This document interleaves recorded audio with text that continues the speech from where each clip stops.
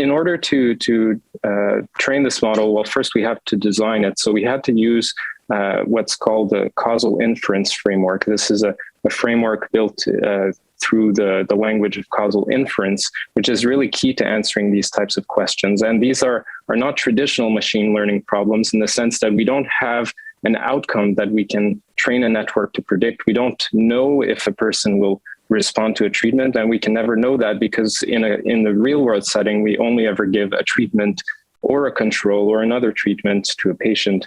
So we have to use a very specific framework to do this. And in order to do this, we've built a neural network that has a specific architecture that's able to tackle this challenge. The data set that we use to then train this network is built on two clinical trials that are ORATORIO and OLYMPUS, which studied ocrelizumab and rituximab against placebo. They were randomized controlled trial data that we were able to pool together because they both studied anti-CD20 antibodies with similar mechanisms of action. And this data set is around 1,000 patients, and we took part of it to train the model, and we left out part of it to test how well it can generalize to unseen patients.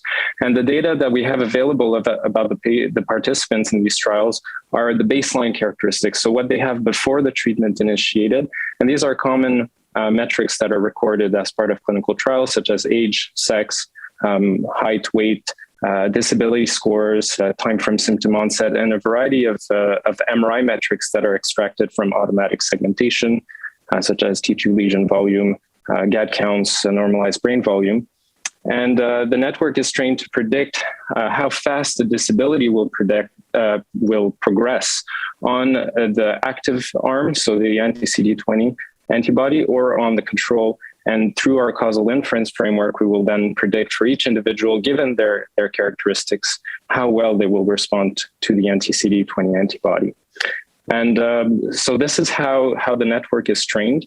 When we validate the model, we use, again, causal inference metrics to see how well the network is able to separate people who are more responsive from people who are less responsive.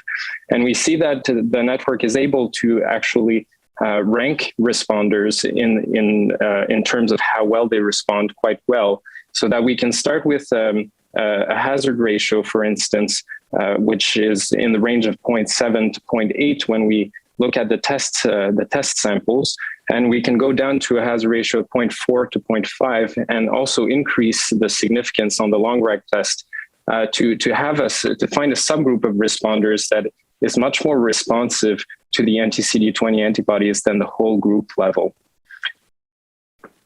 So this is what we've done. We've shown that this network that can actually predict responders on anti-CD20 antibodies can also predict responders to another class of medication.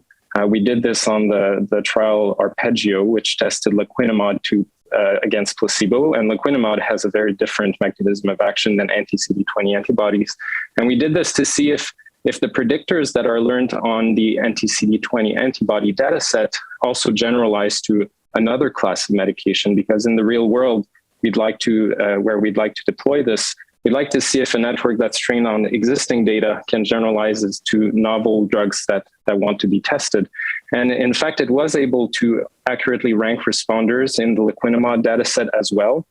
And this suggests that there might be common predictors irrespective of drug mechanisms.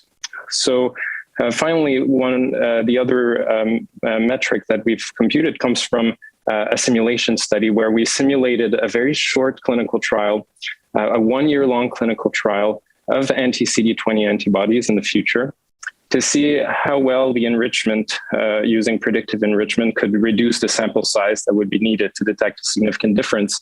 And we've shown that with our model, if we were to select the most responsive individuals above a certain cutoff, we could reduce by about 6 times the number of patients that are needed for randomization in order to detect an effective medication, which proves the concept that we're trying to show here.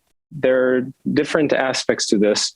The first thing that can make this work move forward is to have more data about different drug classes. So here we've shown generalization from anti-CD20 antibodies to Laquinimod, but to really understand how the predictors from one class generalize to another class, we need many different classes of medications, even also medications that are thought to be more immune modulatory versus medications that are more targeting neurodegenerative mechanisms, to see if the predictors learned on the immune modulatory class could generalize to the neurodegenerative targets. And this is ongoing work to collect data that can answer this question.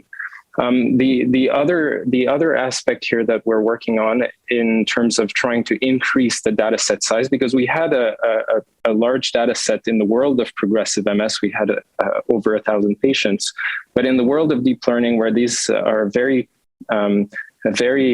complex models with a lot of parameters, you need a lot of data to learn these models. And in an attempt to increase data, we make use of the relapsing remitting data that is much more widely available. There's many more clinical trials that were run in the relapsing remitting MS category than in the progressive MS subtypes.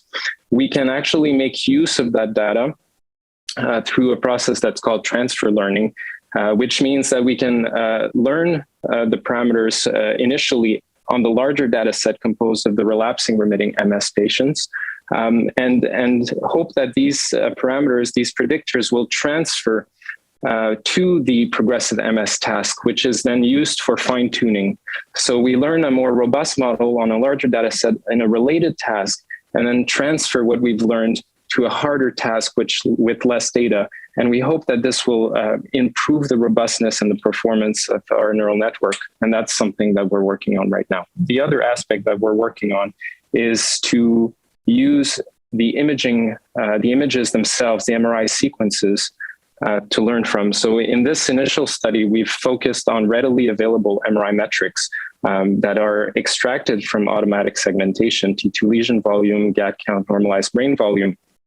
But these are human-defined in some ways and are not necessarily the most predictive features in the images.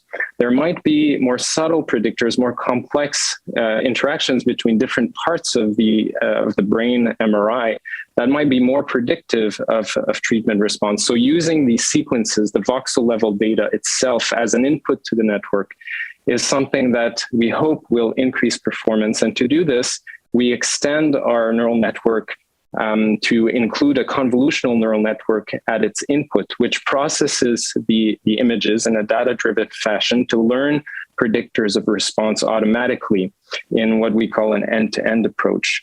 We've shown this improves performance in a related task in treatment response and relapsing remitting MS recently. And we're trying to extend this to the progressive MS task that I'm going to talk about at the AN.